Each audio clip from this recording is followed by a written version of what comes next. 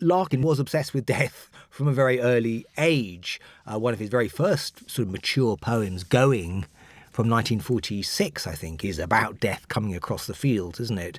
And his last great poem, Aubade, is his most kind of unrelenting confrontation with what he could never accept. Most of us, I'm generalising here, most of us seem to accept that death is part of the deal. That's what happens. And we don't really want to live forever because we'd end up like,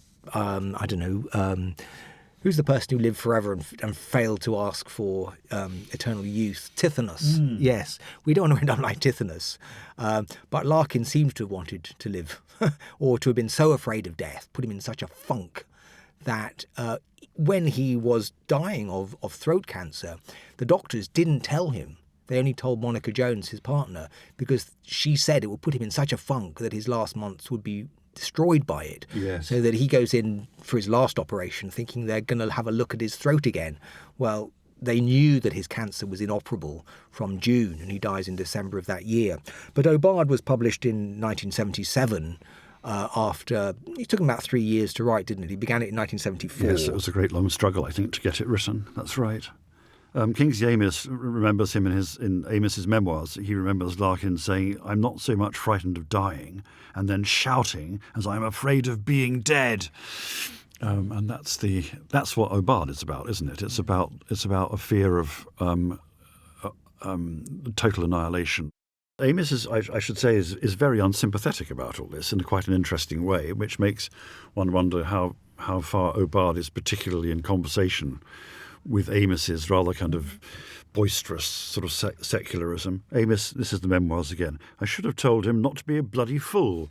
If you can't think, you can't realise you haven't any senses and aren't anywhere. If you feel as bad as you say, then fucking get up. Or if it's too early or something, then put the light on and read Dick Francis." Well, he did love Dick Francis, didn't he? So he did spend a lot of time reading kind of things like Dick Francis. It's not exactly the reassuring voice of your local priest, though, is it? But anyway. No, I mean, I'll read the first stanza, shall I? Just because Yes, do. I work all day and get half drunk at night. Waking at 4 to soundless dark, I stare. In time the curtain edges will grow light. Till then I see what's really always there. Unresting death, a whole day nearer now, making all thought impossible, but how and where and when I shall myself die. Arid interrogation, yet the dread of dying and being dead flashes afresh to hold and horrify. Now, there are two things we should say about this, shouldn't we? One is what an Aubade traditionally is, and it's a dawn song, isn't it? It's a morning song. And normally what happens in an Aubade is two lovers wake up, having had a splendid night, and they address one another, and perhaps one of the lovers has to slip away and go and take part in the duties of the day and so on. But they're love poems. They're love poems that are, slightly regretful about the coming of the day because it means that the night has ended. But they are love poems. So there's a very, very bitter twist, isn't there, on the genre of the poem in Larkin's use of the title. And the second thing we ought to say is that this poem, as you say, got published in 1977, and it was published in the Christmas issue of the Times Literary Supplement. So this is what the editor of the Times Literary Supplement sent his readers off to sit underneath the Christmas tree thinking about. And he writes to his bibliographer, Barry Bloomfield, he says, "See the TLS on 23rd December for a real infusion of Christmas cheer by yours truly. Don't miss this. Green stamps given." Green Shield stamps may be remembered by some of our listeners. You get a free Green Shield stamps with this infusion of cheer. So, yes, he was sardonic, and he had in many ways lost some of his romantic spirit by this time, hadn't he? That there was true that he was getting half drunk most nights. That bit of it is true.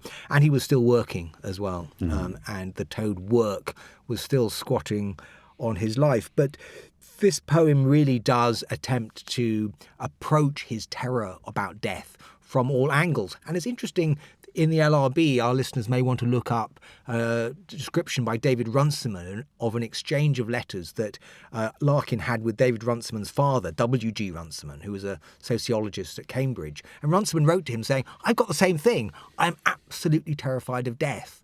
And Larkin wrote back saying, "Yes, death is the Bluebeard's chamber in your mind, that once you open that you're going to die. It's like opening the world to all horrors." So this is something of a extreme sensitivity, which is perhaps not common, but was obviously crucial to Larkin's own poetic responses as they were developed since from Going of 1946 to Aubade. It's the last stanza is particularly kind of powerful, isn't it? In I think the last stanza scene. is the great stanza, don't you? Yeah. I think it's very striking the way that Larkin's career works, doesn't it? By the writing of these large set piece kind of landmark poems like Whitsun Weddings or Dockery and Son, and this is clearly his last attempt to write one of those big kind of landmark poems. And there are bits in it, well, I don't know if you feel the same. There are bits in it that seem to me not quite to come off. I think nothing to think with, nothing to love or link with. It doesn't seem like that's absolutely Larkin on the top of his game. But I think that the last stanza, when the light finally breaks into the room and the bedroom takes shape, and as it were, the thought of death becomes absolutely unignorably illuminated. But on the other hand, at least the workaday world has started, and this is the most effective drug of all. It's just immersing yourself back into the dailiness of work and workaday life. It's more effective than drink. Ordinariness, as for Hardy, ordinariness is the thing which sort of anchors the poem back into the real world. So whereas Plath gives us this melodramatic performance, this is almost veering away by just thinking, if the postman is still delivering letters, I'm still alive. Yes. More or less is the implication of the very last line of the poem. Slowly light strengthens and the room takes shape. It stands plain as a wardrobe. What we know, have always known, know that we can't escape, yet can't accept. One side will have to go. Meanwhile, telephones crouch, getting ready to ring in locked-up offices, and all the uncaring, intricate, rented world begins to rouse. The sky is white as clay, with no sun. Work has to be done. Postmen, like doctors, go from house to house.